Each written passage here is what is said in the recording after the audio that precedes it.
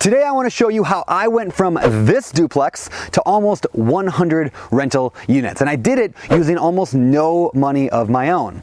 My name is Brandon Turner, the author of the book on rental property investing and host of the BiggerPockets Podcast. And today I want to share with you my story of starting with almost nothing and ending up with, well, a decent rental portfolio.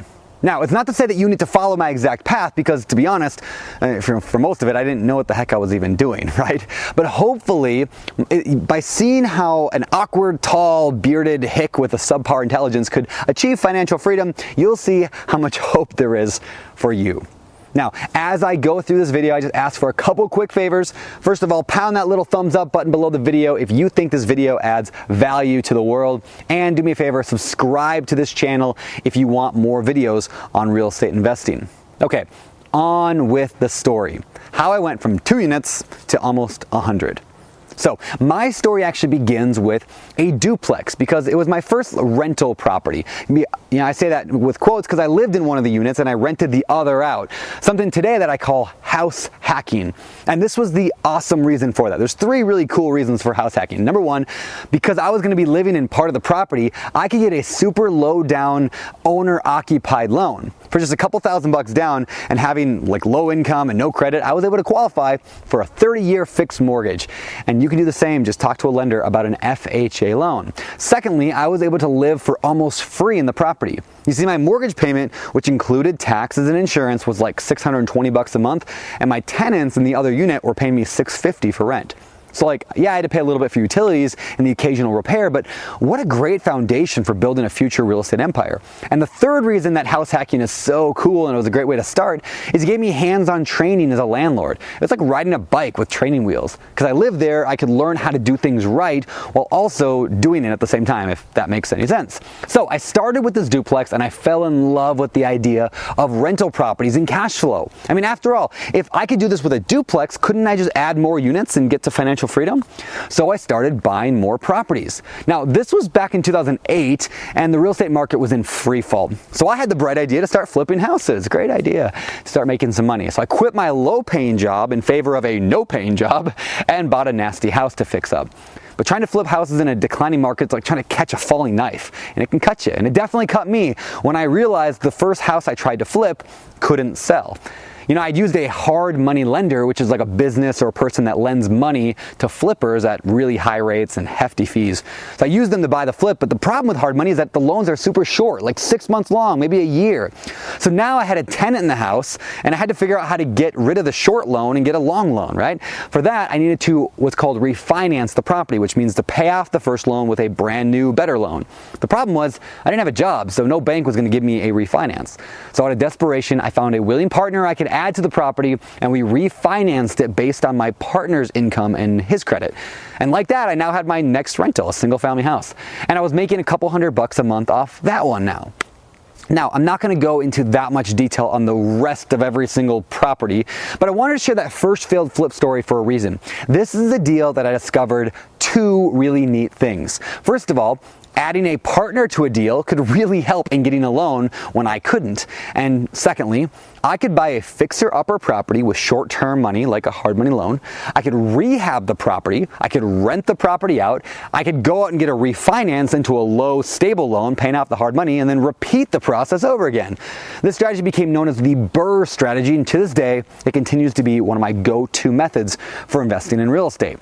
In fact, I used these 2 strategies, a partnership and the BRRRR, over and over and over to build my portfolio.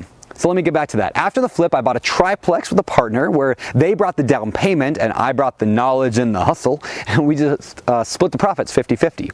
I then bought a few more single family houses and a 4-unit property, and eventually I was given the opportunity to buy a 24-unit apartment complex. You see, by this point, I developed a sort of reputation, in a good way, for being a real estate investor. And a nice couple from my church actually decided to sell me their 24-unit and do what's called carrying the contract. It means that that they owed nothing on it.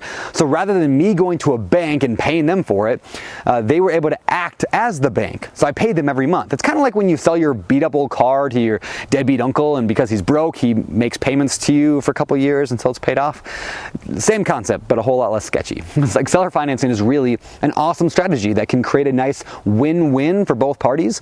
Like the sellers of the 24 unit, they wanted passive income by holding the loan so they could travel the country in their RV during their retirement.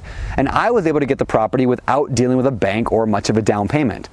Okay, so at this point, I'm 27 years old, I had around 35 units or so, and I actually had enough income at that point to pay all my bills. I call this level 1 financial freedom, and it's a fantastic goal to try to get to. Once you take the worry out of how do I put food on the table, suddenly you can take way more risks and you have way more time to spend building your portfolio or working on passion projects or both. And so that's exactly what I did. Around that time, I started volunteering at BiggerPockets.com, helping the founder, Josh Dorkin, write blog posts, and pretty soon I was spending more and more time on the site. And then we started the podcasting. We started the BiggerPockets Podcast, which now has over 50 million downloads. That led to the weekly BiggerPockets webinars, where I teach thousands of people every week live. You can sign up at BiggerPockets.com/webinar. I also wrote some books for BiggerPockets, which you can get wherever books are sold. But anyway, back to my story of building up to almost 100 units. You see, I didn't stop at level 1 financial freedom. Partly because I didn't just want to pay my bills. I wanted to be able to do whatever I wanted in life, right? But also because, let's be honest, real estate investing is kind of an addiction. So I bought more small properties around my area, like a duplex, a triplex, a fourplex, some single family houses, and mostly I just used the BRRRR strategy, the buy, rehab, rent, refinance, repeat. I even played with a vacation rental for a while. And then someone, out of the blue, offered to buy my 24-unit property. Now, I didn't have a strong reason to sell, but I also like change and adventure, so we negotiated, agreed on a price, and I sold the property. But rather than taking the profit, a few $100,000 and planning some epic trip to Vegas, I did something called a 1031 exchange. Now this means you can take all the profit from one of your deals when you sell it and you roll it into something bigger and better. And you don't have to pay taxes right now on that. Maybe don't have to pay it forever if you do it right. So I took that profit and I bought not one property, but I bought 2 different properties with it. I bought another 24 unit, this time in Cincinnati, Ohio, and then I bought a mobile home park in Bangor, Maine. Because both properties were fixer-uppers, I immediately started rehabbing them, and I found my net worth increasing and also my monthly cash flow going up. Finally, I topped it all off with another 3-unit property that I just closed on, bringing my total unit count now to 98 units. Of course, when you're watching this, I might have even more, because I'm not done. So why do I share this story with you today? It's not to brag, really. Like, the one primary reason I do it is this.